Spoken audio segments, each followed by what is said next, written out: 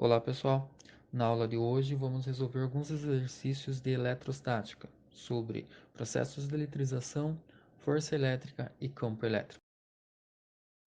No contato entre um condutor eletrônico A eletrizado positivamente e outro B neutro, haverá passagem de. O exercício ele trata do processo de eletrização por contato. Para que ocorra a eletrização por contato, é necessário que um dos corpos esteja inicialmente eletrizado.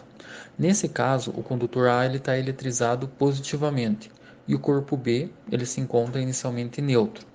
O corpo B ele possui prótons e elétrons, só que ele possui a mesma quantidade, o mesmo número de prótons e elétrons, por isso que ele se encontra neutro.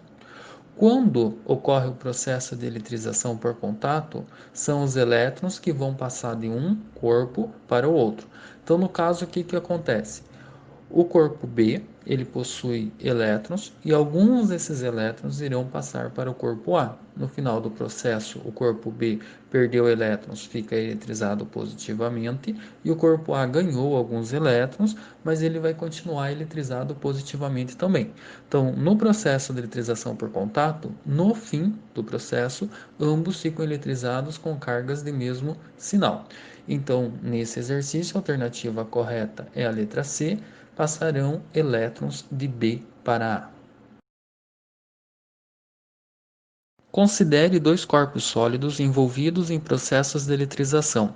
Um dos fatores que podem ser observado tanto na eletrização por contato quanto na por indução é o fato de que, em ambas, na eletrização por contato, dois corpos são colocados em contato e há um fluxo de elétrons de um corpo para o outro, de maneira que no final do processo os dois ficam eletrizados com carga de mesmo sinal. Na eletrização por indução, um corpo inicialmente eletrizado, que nós chamamos de indutor, é aproximado de um corpo inicialmente neutro, que a gente vai chamar de induzido. Há uma separação de cargas no corpo induzido. O induzido ele é ligado com a Terra e há um fluxo de elétrons, ou do corpo induzido para a Terra ou da Terra para o corpo, de maneira que ele fique eletrizado também. Então, analisando as alternativas ali. Letra A. Torna-se necessário manter um contato direto entre os corpos? Não, a eletrização por indução não é necessário o contato. Deve-se ter um dos corpos ligados temporariamente a um aterramento? Apenas na eletrização por indução, que é necessário o aterramento. Ao fim do processo de eletrização, os corpos adquirem cargas elétricas e sinais opostos? Na eletrização por contato, as cargas no final do processo são de mesmo sinal e de indução, que são opostos. Então, não. Alternativa D. Um dos corpos deve inicialmente estar carregado eletricamente? Sim. Tanto na eletrização por contato quanto na eletrização por indução, é necessário que você tenha pelo menos um dos dois corpos inicialmente eletrizado. Uma esfera de isopor de um pêndulo elétrico é atraída por um corpo carregado eletricamente. Afirma-se então que o corpo está carregado necessariamente com cargas positivas? A esfera pode estar neutra? A esfera está carregada necessariamente com cargas negativas? Nesse exercício, nós precisamos aplicar o princípio da atração e da repulsão elétrica. Nós sabemos que cargas elétricas de mesmo sinal se repelem e cargas elétricas de sinais contrários se atraem. No caso de termos um corpo neutro próximo de um corpo eletrizado, sempre irá ocorrer a atração. Então, o corpo neutro ele sempre será atraído por um corpo eletrizado, porque nesse caso ocorre uma atração devido à eletrização por indução. Como a esfera ela é atraída por um corpo que está eletricamente carregado, e a gente não sabe se esse corpo está eletrizado positiva ou negativamente, significa que a esfera ou está eletrizada com uma carga de sinal contrário, ou ela pode estar neutra. Então, a primeira afirmação que fala o corpo está carregado necessariamente com cargas positivas, não é verdade. A segunda afirmação, a esfera pode estar neutra? Sim, ela pode estar neutra. Terceira, a esfera está carregada necessariamente com cargas negativas? Não é, não sabemos, não podemos afirmar isso. Então a alternativa correta é a letra B. Apenas a afirmação 2 é verdadeira. Sabe-se que duas cargas elétricas exercem forças elétricas uma sobre a outra. Em relação a essas forças, é correto afirmar que terão: alternativa A, sentidos opostos somente se as cargas tiverem sinais contrários. Letra B, o mesmo sentido se as cargas tiverem o mesmo sinal. Letra C, o mesmo sentido se as cargas tiverem sinais contrários. Letra D, sentidos opostos somente se as cargas tiverem o mesmo sinal. E a letra E, sentidos sempre opostos independentemente dos sinais das cargas.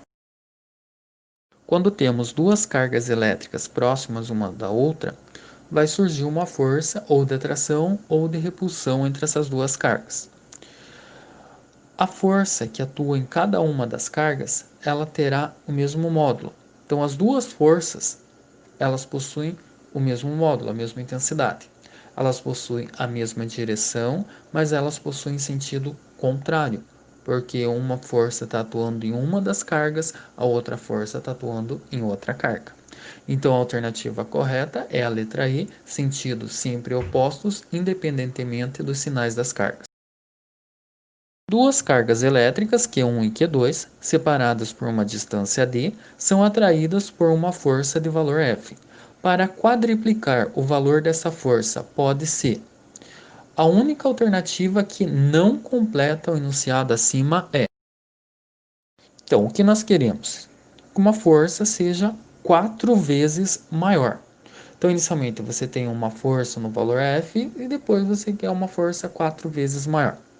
O que a gente sabe sobre a força elétrica? Ela é diretamente proporcional ao produto das cargas, ou seja, aumentando a intensidade, a quantidade de carga elétrica, Q1 e Q2, você vai aumentar o valor da força. E é inversamente proporcional à distância ao quadrado. Isso significa que quanto maior for a distância, menor vai ser a força. E lembrando que diminuindo a distância, a força aumenta ao quadrado do que você diminuiu a distância. Então, das alternativas ali.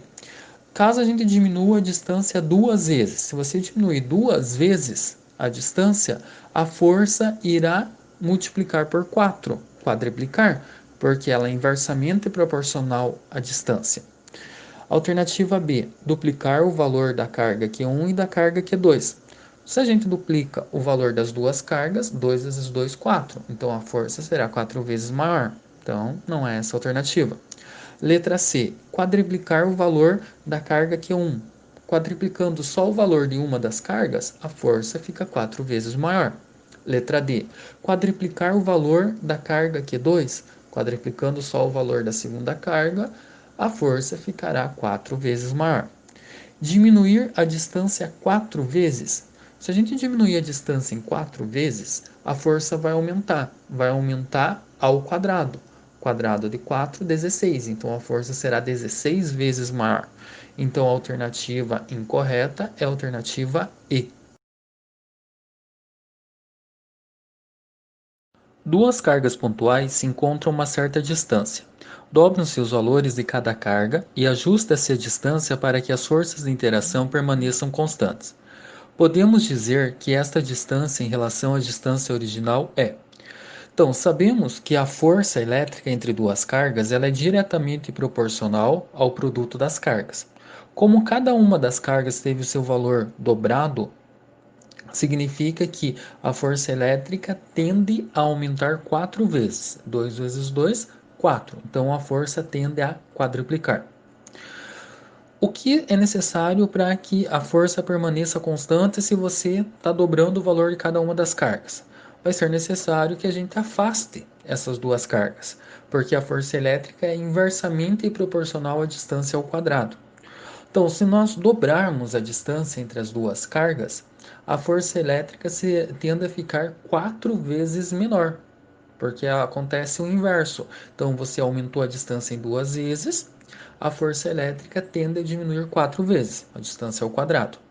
Então, como já foi dobrado o valor de cada uma das cargas, o que tende a quadriplicar a intensidade da força elétrica, vai ser necessário que a gente dobre o valor da distância entre as duas cargas para que a intensidade da força permaneça sendo a mesma. Então, a alternativa correta vai ser a letra C, o dobro. Considerando uma partícula com carga elétrica Q, fixa num ponto e uma carga de prova, é correto afirmar. Primeira afirmação. A força elétrica entre essas cargas tem módulo diretamente proporcional à distância que as separa. Essa afirmação é falsa, porque a força elétrica é inversamente proporcional à distância ao quadrado. A segunda afirmação. Quando a carga de prova é colocada próximo à carga Q, ela sofre a ação de uma força elétrica de módulo proporcional à intensidade do campo elétrico criado pela carga Q. Verdade. A carga geradora, no caso ali Q maiúsculo, vai gerar um campo elétrico. Quando você colocar uma carga de prova, vai ter uma força elétrica atuando sobre essa carga de prova que vai ser proporcional à intensidade do campo gerado pela carga Q. Afirmação 4.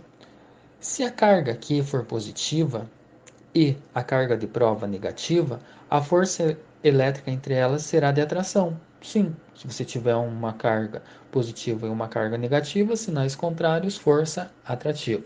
Então assinala a 4. 8.